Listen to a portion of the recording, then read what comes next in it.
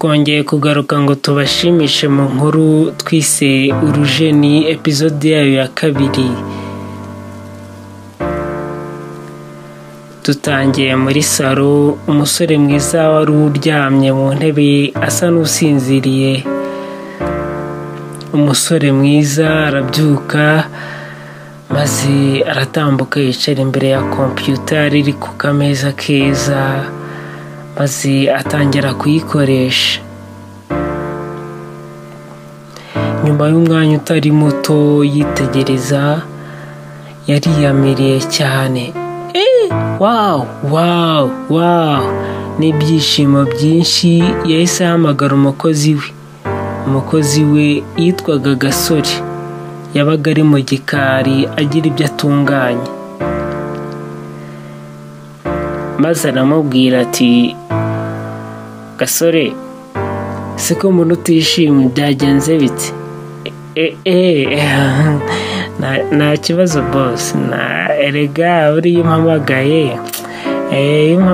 ati rekera ibyo ngibyo ahubwo nashaka kubwira ubu tuvugana gahunda zahindutse. Gasore, umusore wamukuriraga, yatangiye kugira ubwoba bwinshi ndetse aca bugufi, atangira kumubaza ati, zihindutse gute se boss? Zihindutse gute koko? Uraba utagiye kunyirukana? Mbabarira rwose niba wenda. Idris yahise aseka cyane maze aramubwira ati, oya humura, ntabwo ngiye kukwirukana, ahubwo ndagira ngo mubwire ko hari urugendo ngiye gufata. Nabonye ubutumire bwa kampani itembereza abantu ahantu nyaburanga, kandi nzamarayo igihe kinini. Nako ntabwo ari kinini, ariko ni iminsi mikeya, umunsi umwe cyangwa 2 ntari mu rugo rwanjye, ntabwo aba ariyo. Ahubwo wowe ndagira ngo ntunganyirize ibintu byose nzakenera, ubishyire ku murongo, nta kindi ngusabye. Gasore, umukozi we yahise yishima cyane maze aravuga ati, nta kibazo boss, ubwabwo aribonyeshe. Naho niba ari ibyo, ndabikora neza, nizere ko ufite abo muzajyana. Ariko Idris, umusore utuje, yaramusubije ati, umva kandira, byisubizanye ute? Umuhungu we Gasore yahise amusubiza ati, boss, nawe urebye nyine, ubundi ntabwo boss nkawe ntabwo wagakwiye kuba ujya ahantu ngo umare iminsi wenyine. Ntabwo akwiye kuba ufite umuntu ku ruhande, umuntu ukuganiriza nyine, kugaragiye. Idris yaramwenyuye maze aramubwira ati, reka genda ujye gukora ibyo nkubwiye, ibindi ntabwo bikureba. Gasore ntiyaripfanye, yahise amubwira ati, nyamara witekerezeho boss, kanigendere. Gasore yaragiye maze Idris asubira muri salo, yicara mu ntebe, afata telefone ye ashyira ku gutwi.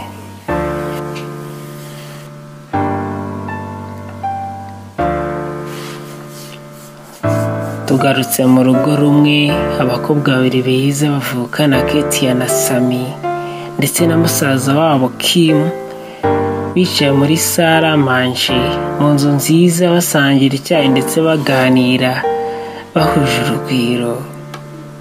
Ketia avuga ati, ariko ubundi ubura iki ngo ubone akazi Sami, kandi uri mwiza?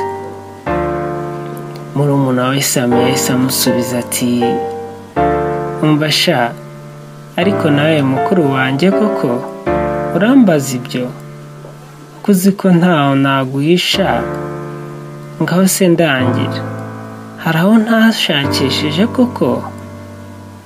Katie mukuru we yaramusubije ati aha nagiraga nkumve Sami uzambabare ntuzatange ruswa y'ubwiza bwawe ukunda ubona akazi icyo ushaka utazabona uzihangane aho kugendana n'ubwiza n'amafaranga wakuye mu busambanyi nk'abandi bakobwa njya mbona ubu sibyo.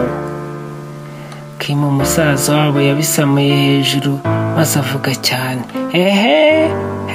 azibeshye se azibeshye.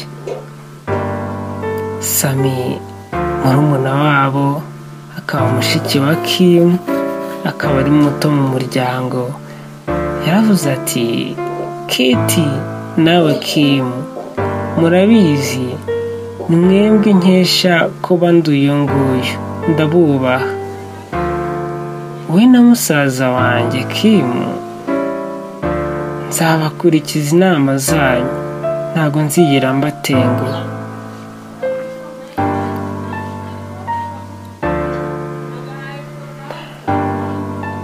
Bakiri aho ako kanya Shadia umukobwa wari inshuti yabo yinjiye adakomanze akigumbwa ajugunya ishakoshi mu ntebe maze arabasuhuza.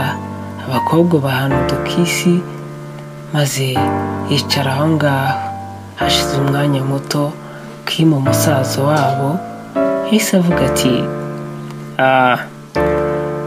wangu yereka mbe nigende iby'abakobwa buriya ntawe bijyamo.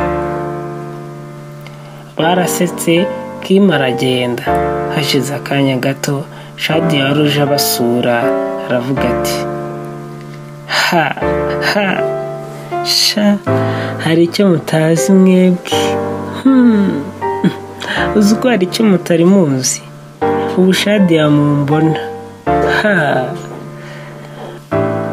bose barikanze batangira gutega amatwi Shadia nawe akomeza kubabwira ati ubu ntegereje diri imwe yewe igiye gutuma muyoberwa Shadia mwari muzi. Bose bongeye kwikanga cyane. Katie ahita amusubiza ati ngo diri igenda itese muko ko nzi ko nawe utibuririza. Shadia yaramusubije ati ntuzi kampani harya nkoramo ijyanye n'ubukerarugendo. Katie aramusubiza ati yego ndayizi sheri hari ikiraka se ngo urangire murumuna wanjye Sami. Shadia yaramusubije ati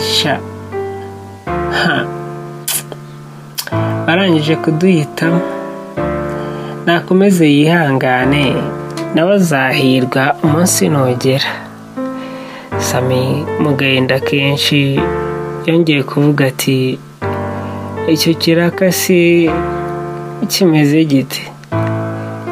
Shadia mu kwirya kwinshi kuvanze no gusesereza yarababwiye ati umva hari abantu bahawe amahirwe yo gutemberezwa harimo abanyamahanga n'abanyagihugu.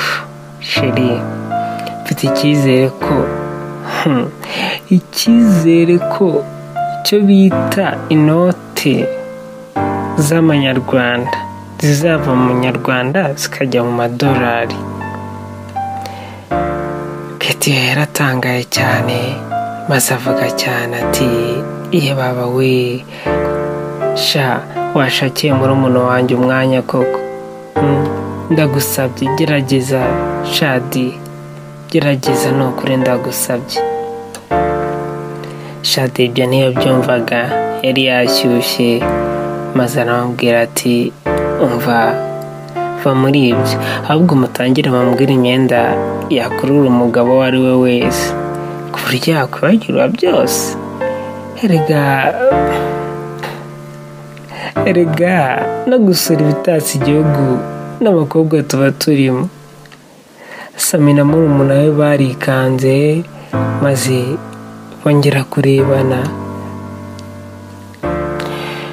Muri ako kanya Sami aramubwira ati ariko iyo uvuze utyo uransetsa.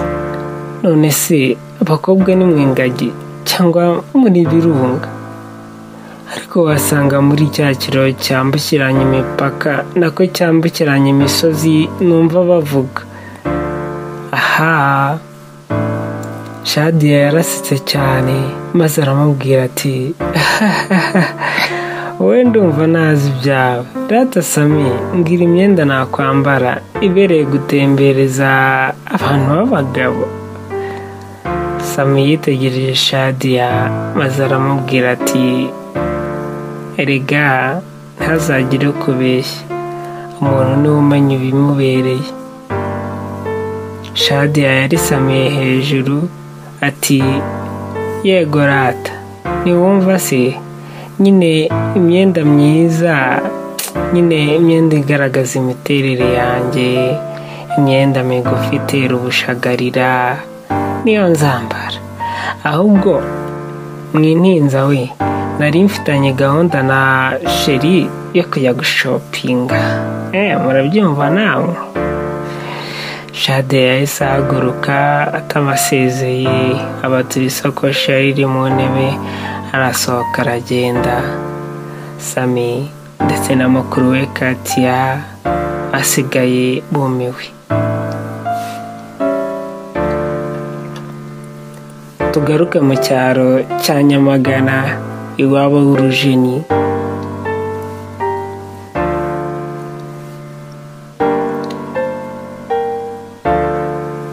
Urujeni yamanutse afite ijerekani agiye kuvoma hepfo ku iriba. Ageze ruguru kwa mushuti we Mariza arahamagara ati Mariza. Mariza yitabiye iwabo ati karame Ruje, ese ni wowe? Rujeni aramusubiza ati yego ni njyewe, sha ngwino tujye kuvoma.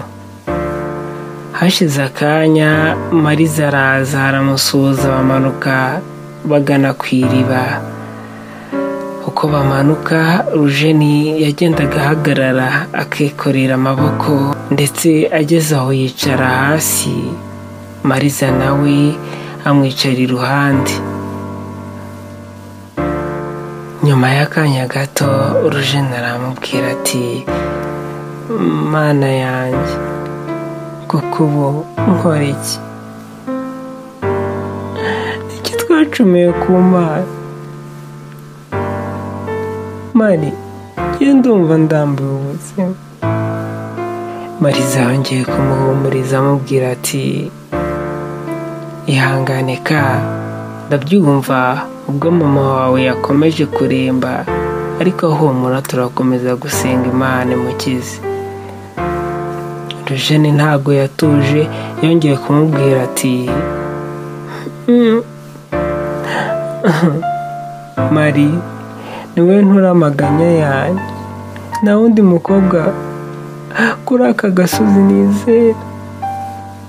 Niyo mpamvu nemera gutura amarira mu biganza byawe.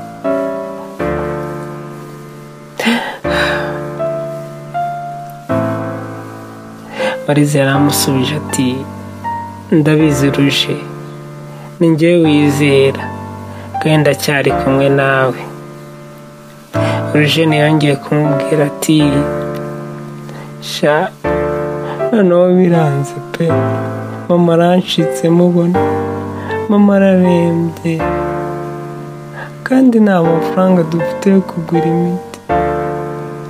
Icyakubwira ibiri iwacu, ubu ngubu yakarabye, yiyemeje kunsiga akana kw'ino simbi. Mari, ubu ngiye kuba imfubyi. Rujeni byaranze maze asuka amarira menshi.